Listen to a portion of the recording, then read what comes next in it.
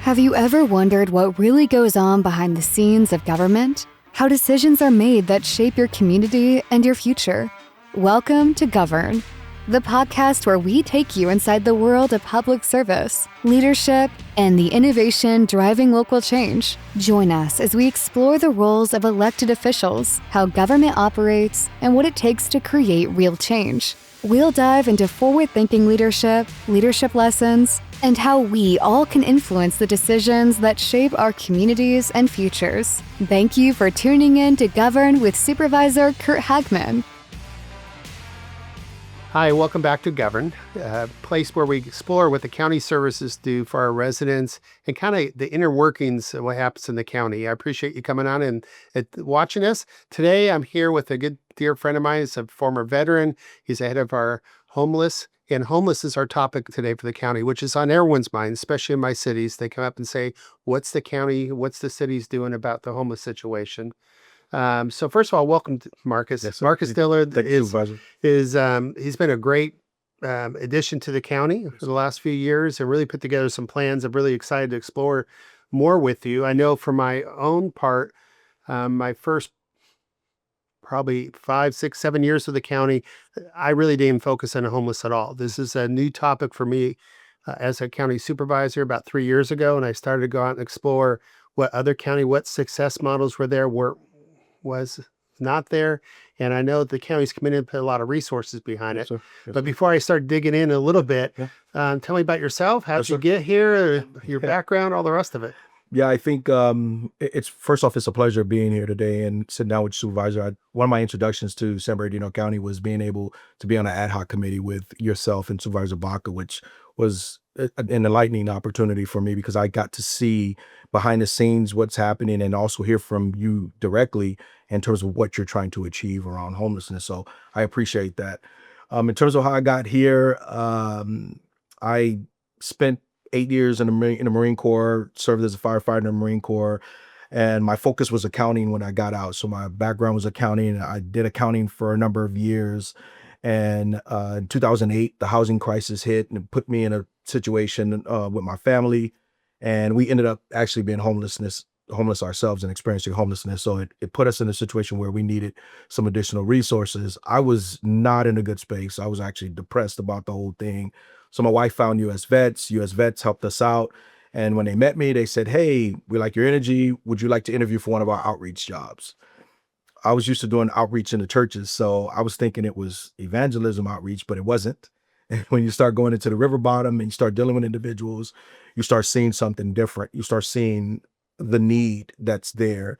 And that was my exposure to homeless services. And from there, my career kind of elevated into other spaces to where I'm now here as the chief. And we sold you from Riverside, right? Yes, sir. Yes, sir. Yeah. It's one of the best things we did. So thank you. Yes, sir. And from my perspective as a policymaker for San Bernardino County, the county really didn't have a primary role in the initial outreach to homelessness because the majority of those are without houses are in our incorporated cities. Correct. And we saw there wasn't really a master plan. And so my tours of other counties and other facilities, when I was first trying to get information about it, I realized that it was more of a controlled environment that I saw that made a difference. Mm-hmm.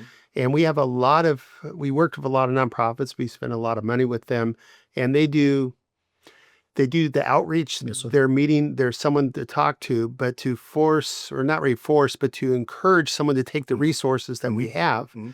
So I guess before I dig in a little bit more of that, tell us about the situation in San Bernardino County. Sure. I know we went up during COVID somewhat in the count, but we've been stabilizing in a little bit the last couple of years. Yeah, last year we actually saw a decrease in our homelessness. It went down about 14% overall.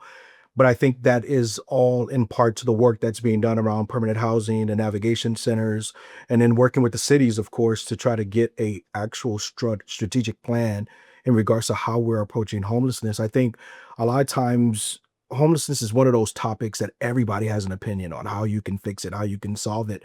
But a lot of times it leads to these fragmented responses.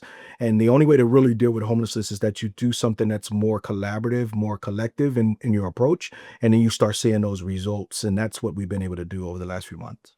And homelessness is not a particular, some of this is stay at one spot. They migrate too. Correct. found out. Correct. Yeah. So People move quite a bit during the So time. we do a homeless count every year, Yes, sir. right? And so we try to know where, because we see these people more than once a year. Mhm. We see them all the time, and our local outreach teams see them. And so we kind of know where they hang out. Sure. And then we go out and do the official count. Yes, sir. And then the majority, I would say, 85% are within incorporated cities at this point? Yes, yeah. About 85% are incorporated cities. We do the count in unincorporated areas as well, but that's not where the lion's share of the individuals are. There are incorporated cities.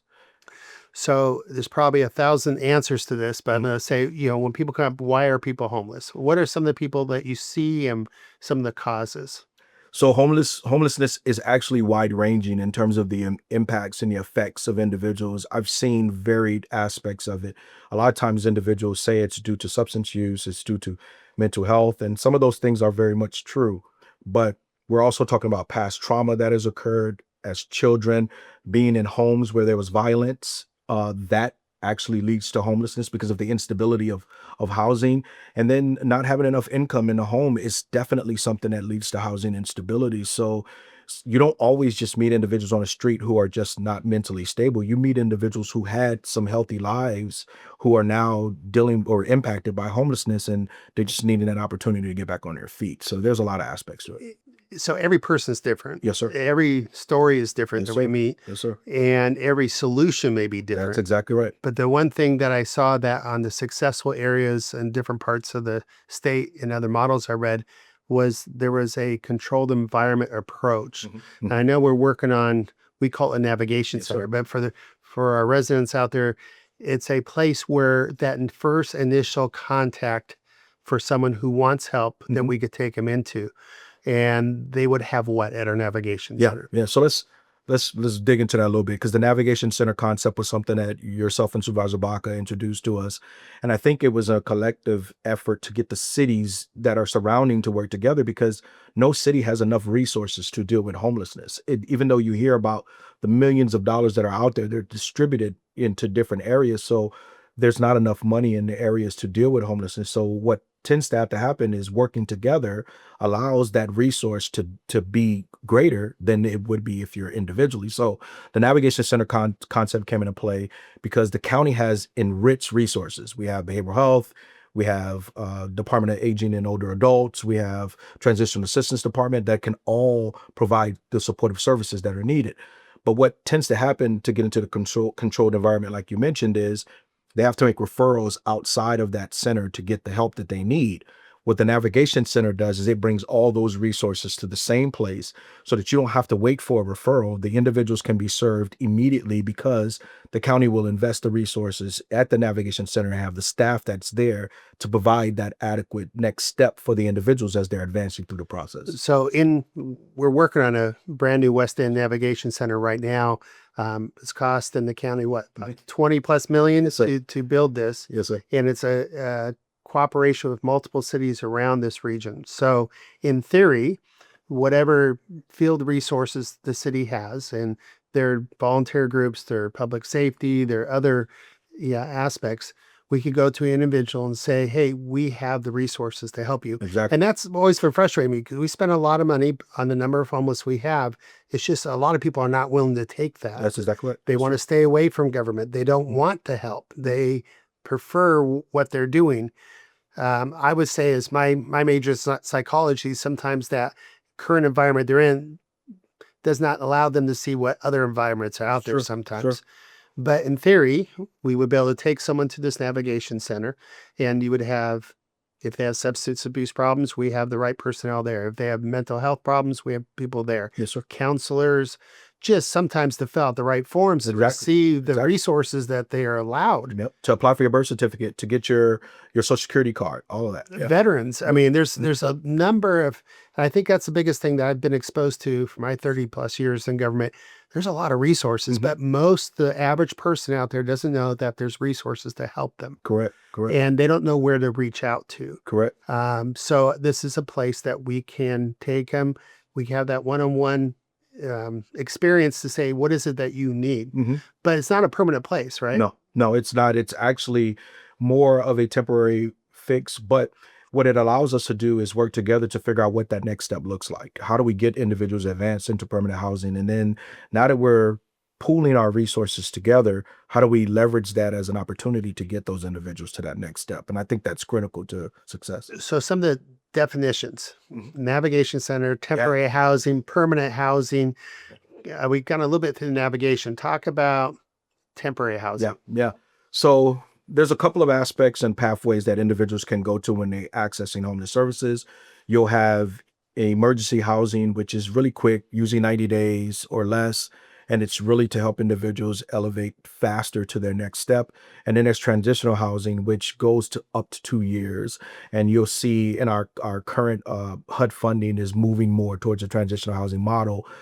We actually did that back in 2012. There was more transitional housing, and then it shifted to permanent supportive housing.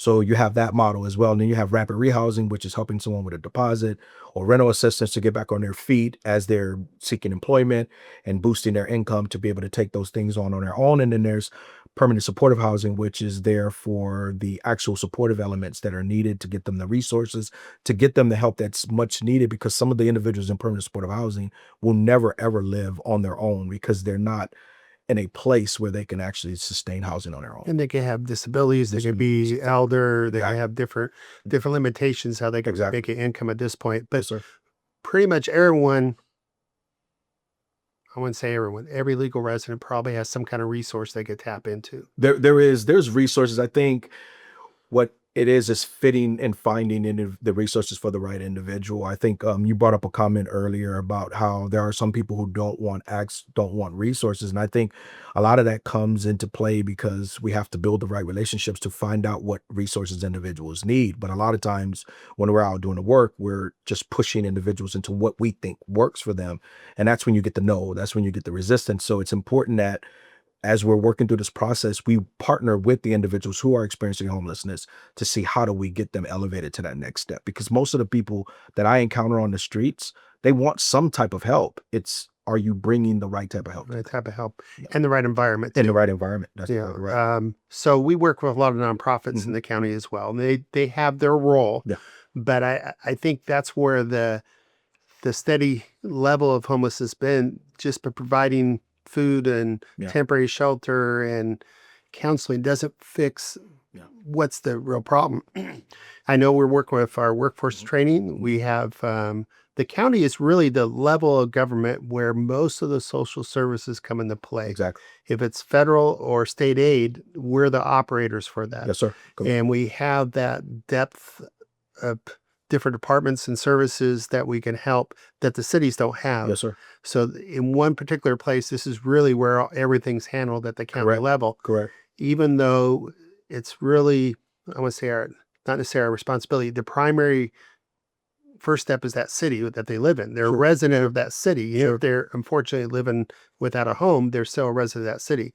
So that's why I think it's important. And I think this is the first time we've done this ever, that we've got this cooperative agreement with the cities and the county to do work together. Yeah. And that's a lot of credit to you and your team for putting that together. I know it's been a uphill battle and a long time negotiating in multiple different cities. So congratulations on that. I think what you're bringing up is key, because I think it can be a model that can be replicated in other areas using that regional approach and seeing where government comes in on a county level to support government that's on a city level. Yeah. So, and we do get federal resources and we do get state resources, and it's for someone in government, it's hard for me to navigate that, because there is, if you're a single mom, you may apply for WIC, you may apply here, you could be a veteran. And how would you know to apply for all these things and what benefits you get for each without someone who's versed in that to help them out? So that's always a difficulty. I mean, I'm going to be honest with you. I think I know a little bit more because I dealt with it from an outreach perspective. And then the staff that you hire needs to be very fluid in that. So sometimes it's important to get individuals who have some lived experience or some understanding of the systems so that they can provide those solutions to the individuals. But then it's also being really good partners, not working in silos. So it's important when I came in to work with TAD to understand their system. Explain what TAD is. Oh, Transitional Assistance Department. Sorry, yes. We have a lot of acronyms. Yes. And I'm guilty of it too. I use them all the time. But working with Transitional transitional assistance department to figure out how their system works. How do we access their services and build those partnerships? So now, for example, my department reaches out to them to get verification of benefits from them, so that we get to individuals, we know how to get them reconnected to their benefits. Those are the kind of partnerships we have to build inside of county departments themselves to help those individuals elevate to the next step. Because when they encounter one of our people, that person should be able to say, I assessed, I see their situation. These are the things they need to be connected to get them more stable. And stabilization is a goal, Yes. but then to exit out of the system is also one of our equal goals. Yes, sir. Yeah. So explain what that may look like. Yeah. I think it involves all the elements. I think what used to happen when I would meet with individuals is the urgency is always around just putting them in housing. But what we forget sometimes is all the trauma that goes into the system. And I'll give you an example. We had a family not too long ago that we encountered, and there was children connected to the home, and the children were actually experiencing one of the siblings running away, being involved with some older individuals, and then mom, using substances. And so in that setting, it's not just mom we have to support, it's the children as well, because they need help in understanding the environment and what they're being impacted by, because that level of stability for them helps mom be more stable, because mom has to be encouraged to be incentivized to be stable. So as you're providing services, it's not just hurrying up and getting them to housing, and that is important. But then how do we do the other things that's necessary to get this family in a better position and change the trajectory for that family? Because a lot of times what happens in homelessness is it becomes a cycle. It's not just that one family member. It's generations of that impacted by that. So how do we change that cycle so that these individuals follow a different path? And I know you talked about temporary housing could go for a couple of years. I know we have vocational training programs we offer through our Workforce Investment Board and other things where we can basically upskill an individual to hopefully get them a job that will allow for financial stability. Yes, sir. So again, you're the expert, I'm more the policy guy, but in my mind, there's different causes of homelessness. One may be substance abuse, one may be behavioral health, one may be financial, one may be, do you believe after we get these institutions up, our infrastructure up, that we have the resources to attach to any need? Oh yeah, absolutely. I think the funny thing is I remember doing outreach in the Santa Ana River Bottom and running into individuals who were working every day, who were living in a river bottom and using substances, but they were working every day. They found a space to get situated enough to go to work and be stable in an environment. I think it's up to us to find out how do we help those individuals be successful. And that's where the county and this type of partnership comes in, because you have all that expertise in the same room. You have all the clinicians, you have all the social workers, you have all the paraprofessionals that are there to say, hey, this is what we need to do together to get this individual to that next step. And I think that's necessary when you're talking about individuals, because we do it in such a fragmented way, and we're all doing successes in certain areas, but then we see them fall back off and wonder why. Well, maybe there was something we missed in that aspect, and having everyone there helps with that. How about demographics? What do we see here in San Bernardino County? So the growing rate of seniors or the number of seniors that are experiencing homelessness is growing significantly. But I'm gonna be honest with you, going out in the streets and doing outreach on myself, I see a lot of families. I see a lot of women with children who are on the streets, and that's something that's unique to me. Normally, I don't see as many families on the streets, but I do see a lot of families on the streets here in San Bernardino. And that's something that we are working towards figuring out, how do we get that solution together. So part of that is making sure that our response system is able to respond to those families in need, and putting the right resources out there, the right shelters and responses, so that doesn't have to be a normal occurrence. I know during COVID and after, we were purchasing hotels, we were building houses and communities. I guess that's more the long-term solutions for some of these things, even if it is a couple of years to get back on your feet. But when it's all said and done, what's our percentages of what would be a success?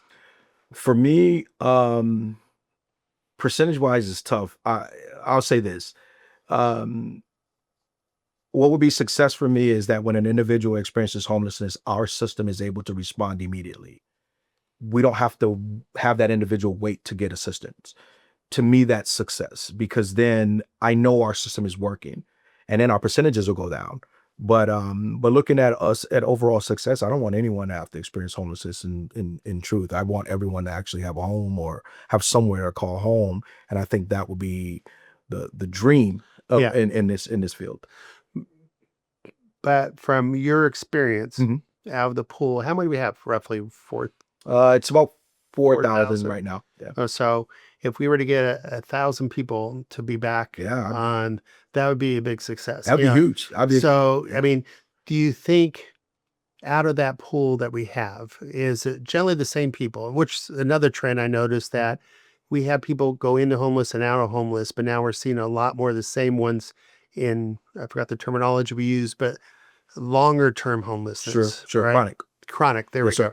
sir. Yeah. So for those chronic population, um, I don't see us completely building a house for each one of them and saying we're solved, Yeah. because there's others out there. So there's the response to those chronic homeless. Sure. And I'm hoping that we can do this triage approach and help them get back a certain Exactly. percentage on their feet. Exactly. But also the prevention is, how do we keep people from going there in the first place? That's the key. Because even though we look at the point in time count and that snapshot at that moment, I can tell you my office received hundreds of calls throughout the course of a week, because there are individuals that are couch surfing, there are individuals that are at risk, there are individuals that will be the next to hit the streets. So even though our numbers reflect who is on the streets at that moment, there are a number of individuals who are at any moment can be the next individuals that we have to serve.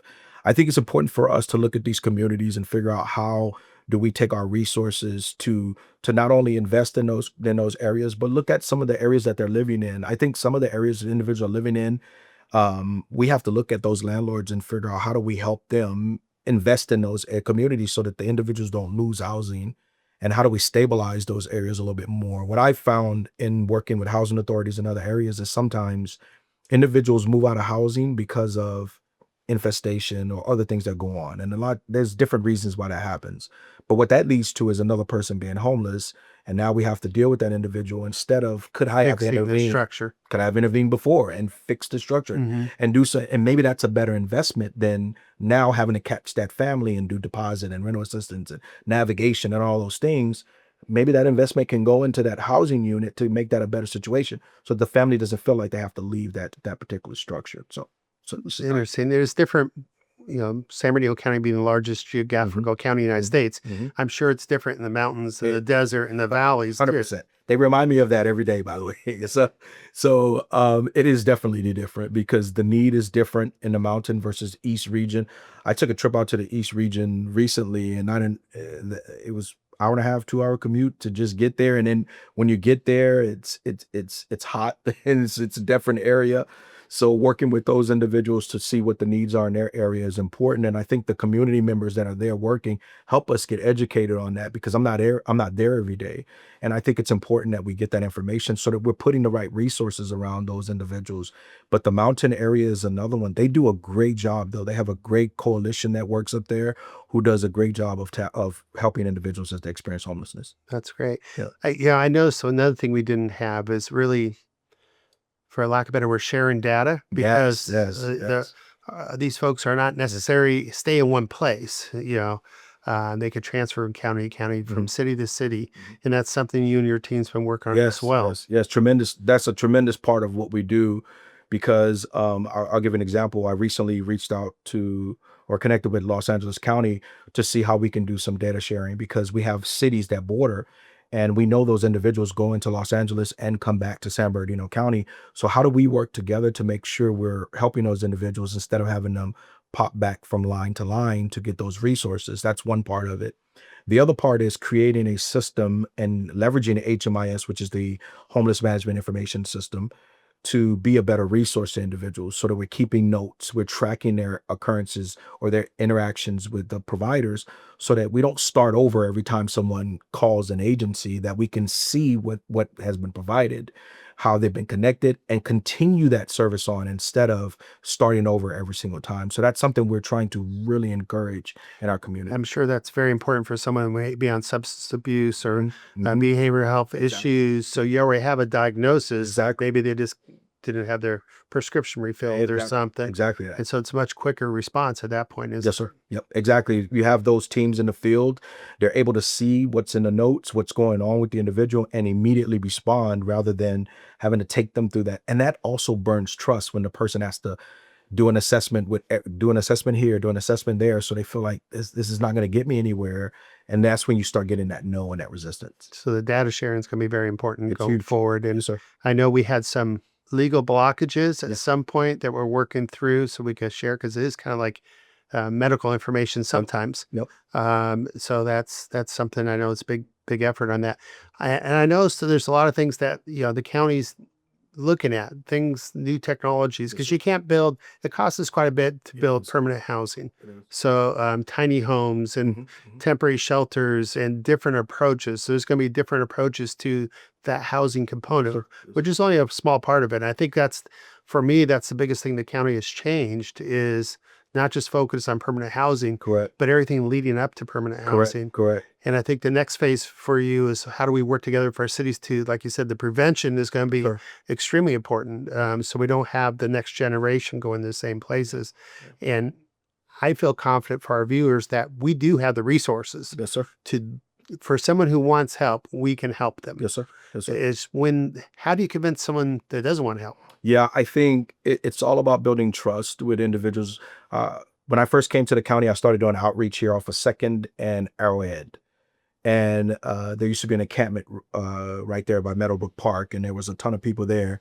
And I remember my first encounter with the individuals were, "You're not going to help us. You're just here to collect data," shooing me away and things like that. And so we stayed out there during the day and we were helping individuals.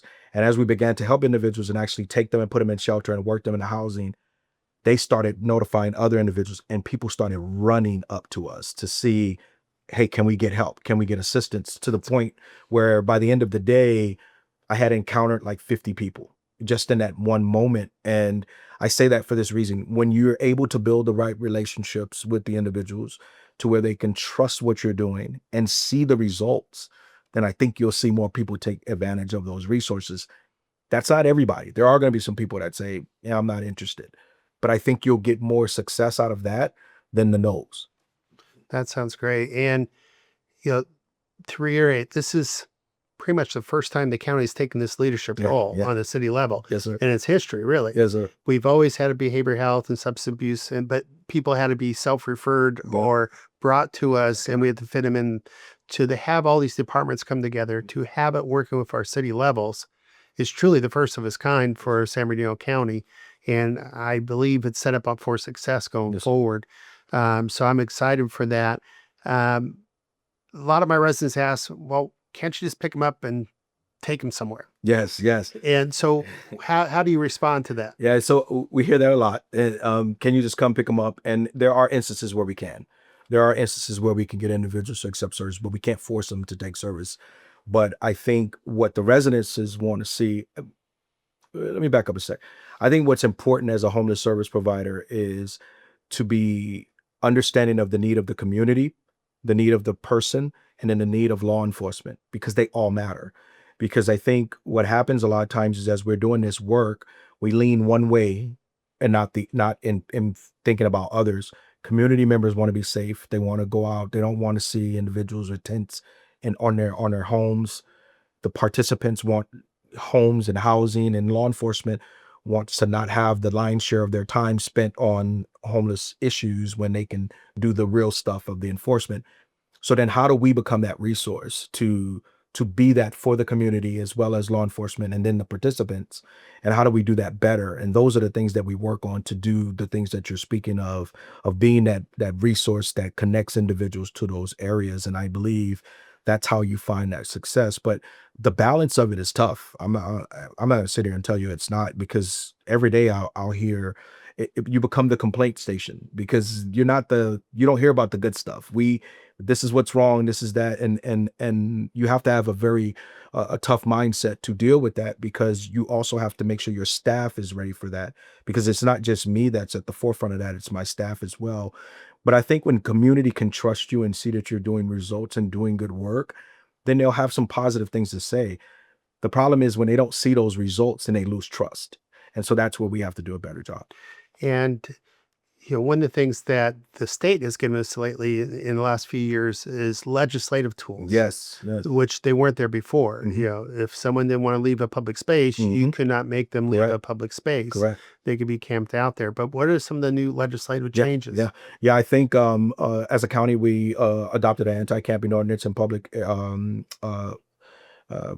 flood channels and county land because we want to ensure the safety of the individuals. We don't want anyone to lose their life if there's flooding or fires or anything of that nature. I think that's something that we've seen that has been effective. The governor came out and let us know he wanted encampments cleared. I think that the mindset in that was take your resources and focus on encampments. Don't just have your resources doing random things. Make sure you're actually focusing on resources.